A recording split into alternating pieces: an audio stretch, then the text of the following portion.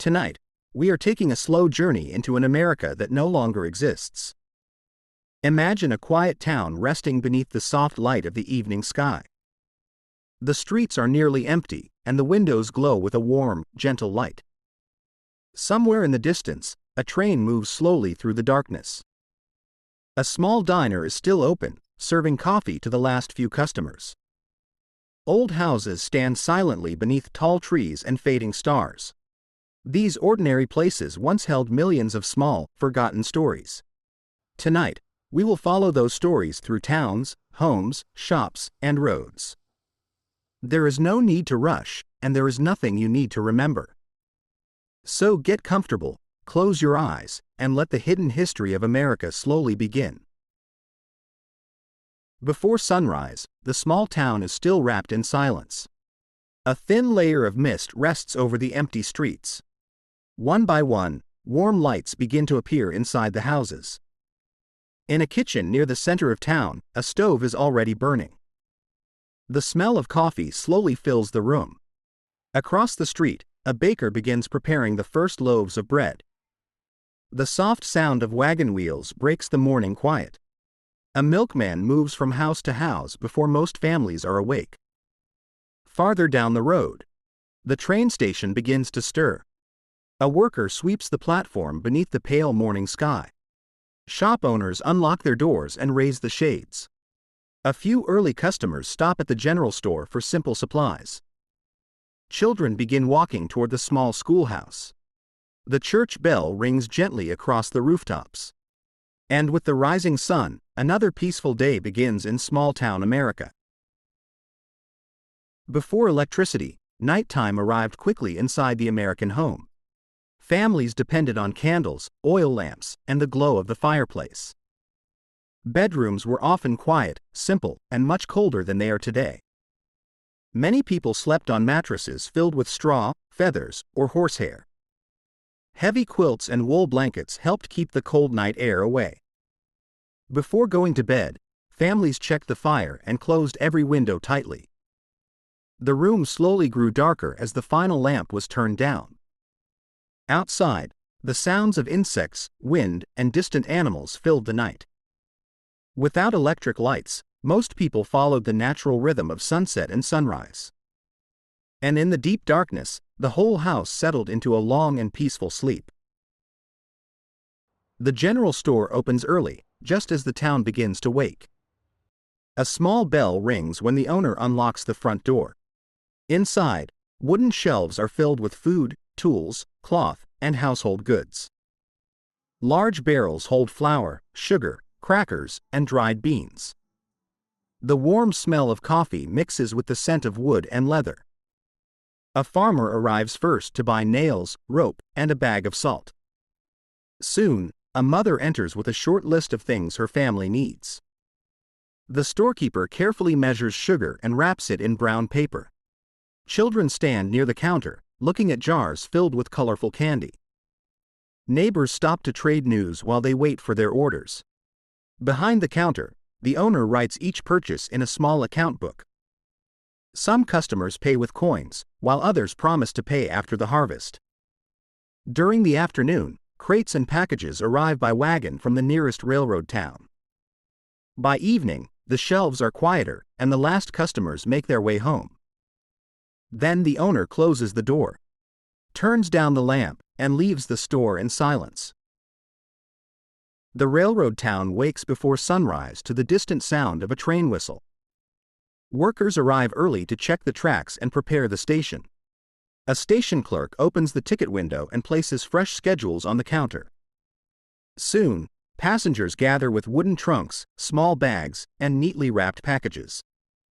Porters move slowly along the platform, loading luggage into the waiting cars. Nearby, a small cafe serves hot coffee to travelers and railway workers. Freight trains bring coal, tools, food, and mail from distant cities. Local shopkeepers wait for deliveries that will fill their shelves for another week. As evening approaches, the final passenger train disappears beyond the edge of town. Then the station grows quiet, leaving only the rails shining beneath the night sky. In 1905, Sending a letter began with a quiet moment at a writing desk. The writer opened a sheet of paper and dipped a pen into a small bottle of ink. Each word was written slowly because mistakes were difficult to erase. When the message was finished, the paper was folded carefully by hand. The letter was placed inside an envelope and sealed along the edge. A small postage stamp was pressed onto the upper corner. In many towns, the letter was carried to the local post office. Inside, a postal clerk sorted it by town, state, and railway route.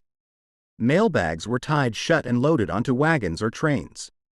Railway mail workers continued sorting letters while the train was moving. At the next station, the bag was passed to another clerk or delivery carrier.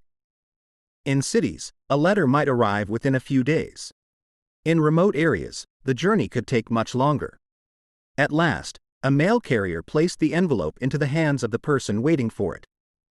For many families, that simple letter carried news, comfort, and a connection across great distances. A century ago, Main Street was the heart of nearly every American town. Each morning, shopkeepers swept the sidewalks and opened their wooden doors. The pharmacy displayed glass bottles, soaps, and small household remedies. At the barber shop, neighbors shared stories while waiting for a haircut. A tailor worked beside the window, repairing coats and measuring new customers. Families visited the local bank, grocery store, and post office during the same short walk. Children stopped near the candy counter while their parents finished shopping. In the evening, lights appeared above cafes, theaters, and second-floor apartments.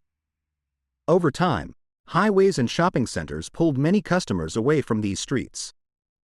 Today, the quiet buildings still remember the days when the whole town gathered there. The story of the American diner began with small lunch wagons serving workers late at night. These simple wagons offered hot meals to people leaving factories, offices, and theaters. Over time, many owners replaced the wagons with narrow buildings beside busy streets. Inside, customers sat on stools along a long counter. Coffee was poured throughout the day into thick white cups. The menu usually included eggs, sandwiches, soup, pie, and other familiar meals.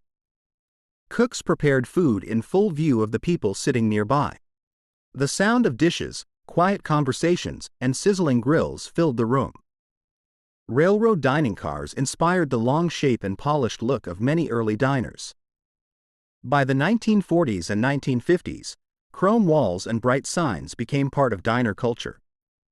Families stopped for breakfast before work, school, or a long road trip.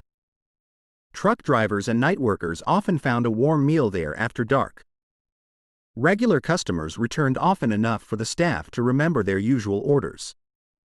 Although many old diners have disappeared, some still serve the same simple food today. They remain quiet symbols of everyday American life, open to almost anyone who walks through the door.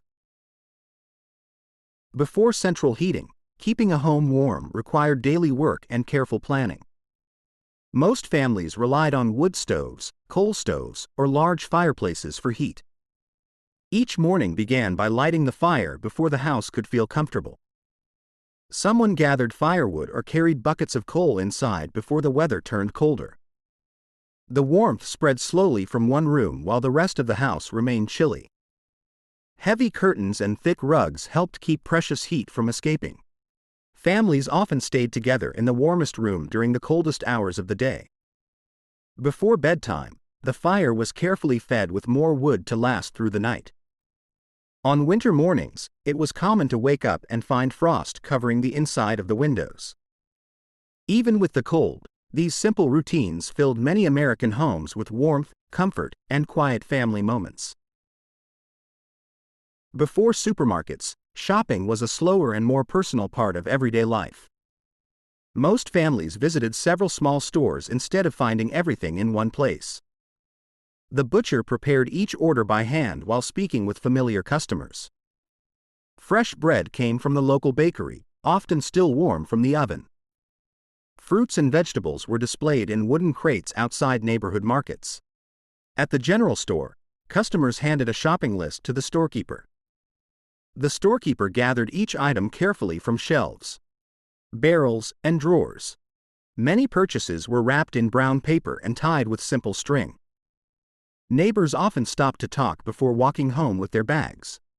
Every shopping trip was not only about buying food, but also about staying connected with the community. 100 years ago, nighttime settled gently over towns, farms, and quiet city streets. Families finished their evening chores as the last daylight faded from the windows. Kitchens grew still after supper, and the final dishes were washed by hand. Oil lamps and candles cast soft shadows across simple rooms. Outside, the sound of insects, distant trains, and rustling trees filled the darkness. Children climbed into bed beneath heavy quilts and warm wool blankets. Parents checked the doors, lowered the lamps, and added one last piece of wood to the fire. Without radios, televisions, or glowing screens, the house became quiet very quickly.